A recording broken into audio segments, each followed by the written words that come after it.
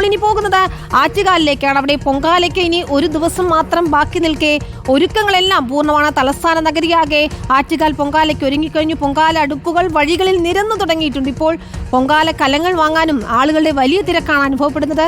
ഉത്സവം തുടങ്ങിയത് തൊട്ട് ക്ഷേത്രത്തിലും ഭക്തജനങ്ങളുടെ തിരക്ക് കാണാൻ കഴിയുന്നുണ്ട്.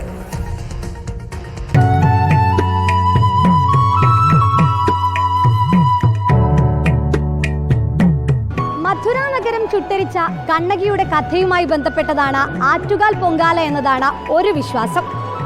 മധുര കത്തിച്ചാമ്പലാക്കിയ കണ്ണകിയെ ആശ്വസിപ്പിക്കാനായി ജനങ്ങൾ പൊങ്കാലയിട്ട് എതിരേറ്റു എന്നതാണ് വിശ്വാസം.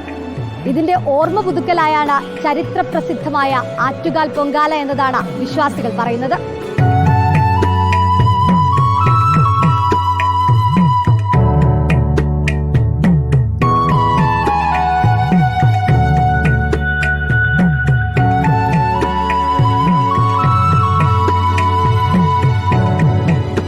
ആറ്റുകാൽ മഹോത്സവം തുടങ്ങിയതിന് പിന്നാലെ ദാ ഈ കാണുന്നത് പോലെ വലിയ തിരക്കാണ് ക്ഷേത്രത്തിലാകെ അനുഭവപ്പെടുന്നത്.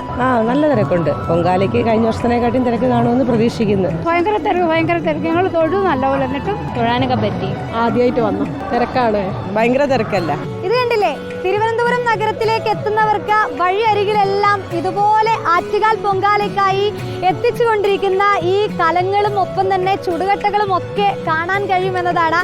തിരുവനന്തപുരത്തെ ഓരോ ഇടത്തും ഇപ്പോൾ ഈ കാഴ്ചയാണ് കാണാൻ കഴിയുന്നത്. നമ്മളിവിടെ വരുന്നത് ഒരു മാസമായി കച്ചവടത്തിന് വേണ്ടിയിട്ട്. ആദ്യം ബേഷൻ ചട്ടികൾ, ഈ ബൗൾ ഇതൊക്കെയാണ് തീരണത്. പിന്നീടാണ് പൊങ്കാല ചട്ടി തീരണത്. പഴയ നിന്നും ഒരുപാട് വ്യത്യാസമുണ്ട്. വീഡിയോ ജേർണലിസ്റ്റ് വിഷ്ണു പ്രസാദിനൊപ്പം reporter Sunisha Ayyallur, in reporter, Thiruvananthapuram.